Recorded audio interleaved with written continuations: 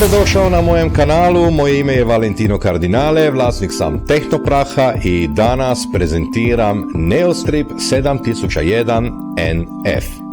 Zamolit ću te da se jednostavnim klikom na zvono besplatno aboniraš tako da ne propustiš koji budući videozapis, a istovremeno doprinosiš i pomažeš rastu i razvoju ovom kanalu.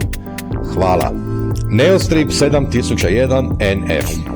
Često me pitaju čime se efikasno može ukloniti lak. Odgovorim uvijek protupitanjem: koja je podloga?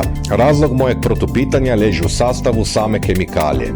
Neostrip 7001 NF je sredstvo za uklanjanje laka sa svih vrsta metala, pošto se radi o mješavini organskih otapala bez klorometana, što znači da ga možete bezbrižno primijeniti i na aluminijskim površinama.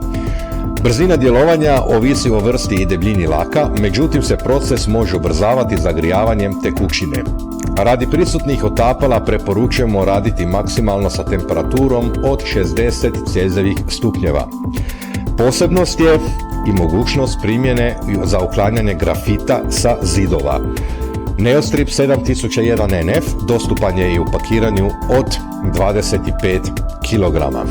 Za više informacije i ostale proizvode posjetite našu web stranicu tehnoprah.hr. Ako su ti dobivene informacije bile od koristi, daj mi za uzvrat jedan like, besplatan je. Hvala i vidimo se.